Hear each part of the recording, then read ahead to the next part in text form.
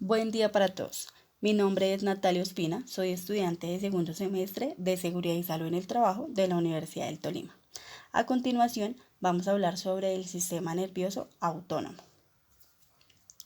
Bueno, el sistema nervioso autónomo juega un papel fundamental. Como una rama del sistema nervioso, es la encargada básicamente de mantener la estabilidad del medio interno. El sistema nervioso autónomo es sobre todo un sistema diferente, es decir, transmite impulsos nerviosos desde el sistema nervioso central hasta la periferia, estimulando los aparatos y sistemas orgánicos periféricos. La mayoría de las acciones que controlan son involuntarias, aunque algunas como la respiración actúan junto con acciones conscientes. El sistema nervioso autónomo o neurovegetativo, al contrario del sistema nervioso somático y central, como lo mencionaba anteriormente, es involuntario y responde principalmente por impulsos nerviosos en la médula espinal, tallo cerebral e hipotálamo. Algunas de las porciones de la corteza cerebral, como de la corteza límbica, pueden transmitir impulsos a los centros inferiores y así incluir el control autónomo. En la parte estructural, es decir, la parte anatómica del sistema nervioso autónomo, se componen de raíces, ganglios, plexos y troncos nerviosos. Los nervios autónomos están formados por todas las fibras eferentes que abandonan el sistema nervioso central, excepto aquellas que inervan el músculo esquelético. Existen fibras autonómicas que transmiten información desde la periferia al sistema nervioso central, encargándose de transmitir la sensación visceral y regulación de reflejos vasomotores y respiratorios. Por ejemplo, los vasoreceptores y quimiorreceptores del seno carotídeo y arco aórtico son muy importantes en el control del ritmo cardíaco, presión sanguínea y movimientos respiratorios. También el sistema nervioso autónomo funciona a través de reflejos viscerales, es decir, las señales sensoriales que entran en los ganglios autónomos, la médula espinal, el tallo cerebral o el hipotálamo. Pueden originar respuestas reflejadas adecuadas que son devueltas a los órganos para controlar su actividad. Es decir, reflejos simples terminan en los órganos correspondientes, mientras que reflejos más complejos son controlados por centros autonómicos superiores en el sistema nervioso central, principalmente en el hipotálamo. El sistema autónomo o vegetativo se divide funcionalmente en tres partes: sistema nervioso entérico, sistema simpático y sistema parasimpático. A continuación les voy a explicar cómo funcionan de división eferente del sistema nervioso autónomo, es decir, cómo se organizan y funcionan las neuronas motoras que llevan la información a los órganos receptores. Listo, entonces el primero de ellos es el que se encarga de la reacción conocida como lucha. Es el sistema nervioso simpático. Es el sistema nervioso que se encarga de mantener un alto nivel de activación en nuestro organismo para prepararnos para alguna acción. El otro sistema nervioso autónomo es todo lo contrario, es todo lo opuesto al simpático. Estamos hablando del sistema parasimpático. Es el que se prepara para el organismo para procesos más tranquilos, como por ejemplo la digestión, es decir, que está establecido, que está en un estado de mayor relajación. Y bueno, a continuación vamos a dar algunos ejemplos de qué hace el sistema simpático y qué hace el sistema parasimpático. En el simpático se puede ver que es el responsable de la dilatación de las pupilas, mientras que para el parasimpático es el responsable de lo contrario. Necesitamos dilatar la pupila para la acción. El sistema parasimpático es el responsable de secreciones como de la saliva o el lagrimeo, mientras que otras secreciones son controladas por el simpático, como secreciones mucosas general o secreciones sudoríparas. Para las vías aéreas, mientras que el simpático produce la dilatación de vías aéreas para que nos llegue una mayor cantidad de aire, el parasimpático se encarga de la conspiración del cierre de estas vías aéreas. En el simpático también se ve, es el encargado de la frecuencia cardíaca. Es el que aumenta la actividad cardíaca, mientras que para el parasimpático hace todo lo contrario y mide esa frecuencia cardíaca. El parasimpático solo tiene ese efecto sobre el sistema cardiovascular. Sin embargo, el simpático tiene más efectos. Activa la fuerza del ventrículo, la fuerza cardíaca, y también está provocando vasoconstricción tanto en arterias como en venas. En cuanto al sistema digestivo, el simpático está promoviendo la liberación de glucosa por el hígado, mientras que el parasimpático promueve la secreción de la bilis, que es necesaria para la digestión. El parasimpático además está activando general de la digestión en todo el sistema digestivo intestinal, la motilidad en todo el traslado intestinal y el proceso de la gasodificación, mientras que el simpático general inhibe estos sistemas, el proceso a nivel del sistema digestivo. En cuanto al páncreas, el sistema simpático está inhibiendo la secreción del páncreas, mientras que el parasimpático está activando. Antes de llegar al sistema renal, en las glándulas suprarrenales que están colocadas encima de los riñones, el simpático está promoviendo la liberación de adrenalina. Esta es muy importante puesto que es una hormona que pertenece a la función del sistema. Al igual que ocurre en el sistema digestivo, está provocando vasoconstricción de las arterias que llevarán la sangre al sistema renal y por tanto disminuyen su función. También está encargándose de la contracción del esfínter urinario, mientras que el sistema nervioso parasimpático no solo provoca la contracción de la vejiga, sino también la relajación de este esfínter.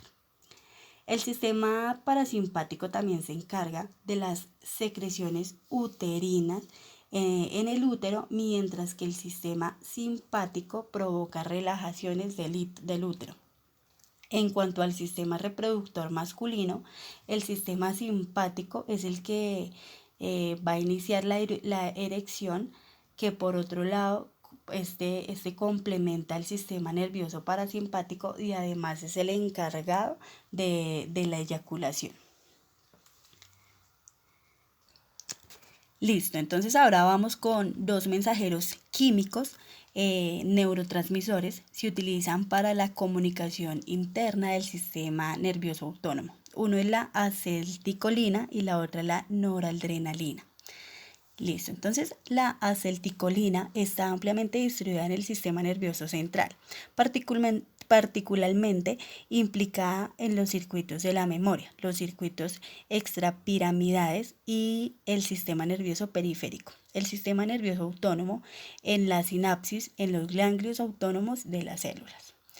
Mientras que la noradrenalina es una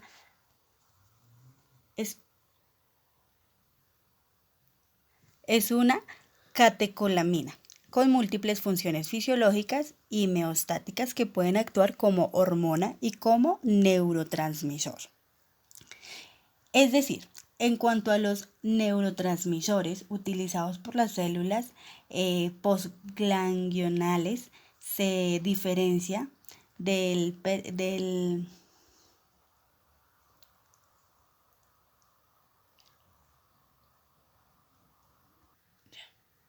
por las células postganglionales.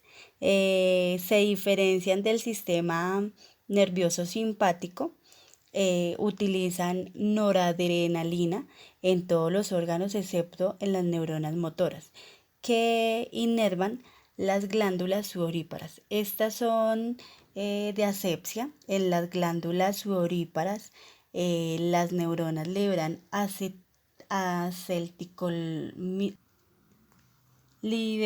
acetilcolina, en las del simpático de resto noradrenalina. Funcionamiento del sistema nervioso. Entonces, el sistema nervioso autónomo controla los procesos corporales internos como los siguientes. Controlan la presión arterial, la frecuencia cardíaca y la frecuencia respiratoria, temperatura corporal, digestión, metabolismo, el balance de aguas y electrolitos, la producción de líquidos corporales como son la saliva, el sudor, las lágrimas. La micción es cuando la vejiga se vacía o está llena, defecación y la respuesta sexual. Listo, los trastornos del sistema nervioso autónomo afectan cualquier parte del proceso del organismo. Pueden ser reversibles o progresar en el tiempo. Las causas, los trastornos del sistema nervioso pueden ser consecuencias de trastorno por lesiones de los nervios autónomos o partes del cerebro que ayudan a controlar los procesos corporales, o bien pueden producirse por sí mismos sin alguna causa clara. Las causas más frecuentes es la diabetes. La diabetes es la causa más frecuente que hay en este tipo de patologías.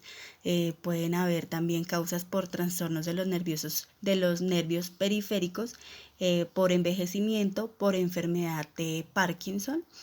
Las causas menos frecuentes es neuropatías vegetativas, atrofobia multisistemática, insuficiencia autónoma, trastornos de médula espinal, ciertos fármacos, trastornos de transmisión neuromuscular, es decir, el lugar donde se conectan los nervios y los músculos, como el botulismo y el síndrome de Lambert.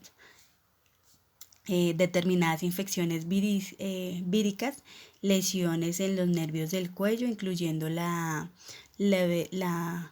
debida a una cirugía. Las patologías que se pueden encontrar en los varones es la dificultad para iniciar o mantener una erección. A esto se le conoce como disfunción eréctil. Puede ser un síntoma precoz de un trastorno del sistema nervioso autónomo. Otros trastornos causan con frecuencia mareo o aturdimiento debido al descenso excesivo de la presión arterial al ponerse en pie. A esto se le llama hipotensión ortostática. Las personas afectadas que sudan poco o no sudan en absoluto y por lo tanto se vuelven intolerantes al calor, pueden tener sequedad ocular y también en la boca. Después de comer, la persona con un trastorno del sistema nervioso autónomo se siente prematuramente saciada o inclusive llegan a vomitar porque su estómago se vacía muy lentamente. A esto se le llama gastroparesia. Algunas de las personas que orinan involuntariamente se le conoce como incontinencia urinaria, con frecuencia debido a que la vejiga es hiperactiva. Otras tienen dificultad para el vaciamiento de la vejiga. A esto se le llama retención urinaria, porque está menos activa de lo normal. Se desarrolla estreñimiento o pérdida de control de la defecación también. Pupilas que no se dilatan ni se reducen del tamaño, construcción ante los cambios de luz. Otras patologías también son la demencia.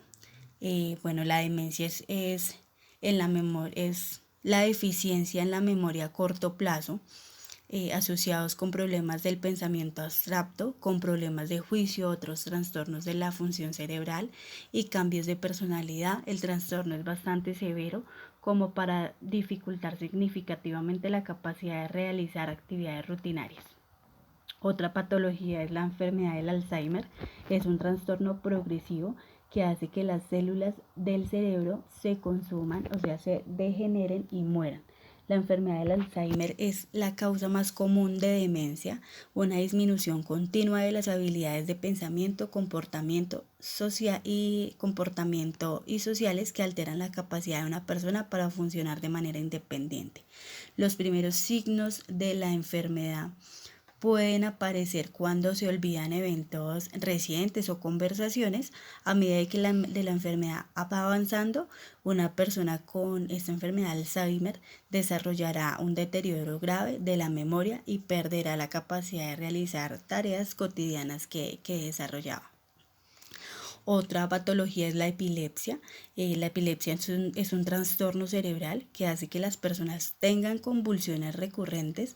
Las convulsiones ocurren cuando los grupos de las células nerviosas, es decir, las neuronas del cerebro, envían señales erróneas. Las personas pueden tener esas sensaciones o emociones extrañas de comportarse de una manera rara, pueden tener espasmos musculares violentos o perder el conocimiento. La epilepsia tiene muchas causas posibles que incluyen las enfermedades, lesiones cerebrales y el desarrollo cerebral anormal. A pesar de eso, en muchos casos se desconoce la causa. Otra patología y la última es enfermedad de Parkinson, la cual es una enfermedad progresiva del sistema nervioso que afecta al movimiento. Los síntomas comienzan gradualmente, a veces con un temblor apenas perceptible en una sola mano. Los temblores son habituales, aunque la enfermedad también suele causar rigidez o disminución del movimiento. En las etapas iniciales de la enfermedad de Parkinson, el rostro puede tener una expresión leve o nula. Es posible que los brazos no se balanceen cuando caminan. Al hablar puede volverse suave o incomprensible. Los síntomas de la enfermedad de Parkinson se agravan a medida que ésta va progresando con el tiempo. A pesar de que la enfermedad de Parkinson no tiene una cura, los medicamentos podrían mejorar notablemente los síntomas. En ocasiones, los médicos pueden sugerir realizar una cirugía para regular determinadas zonas del cerebro y mejorar los síntomas. Muchas gracias.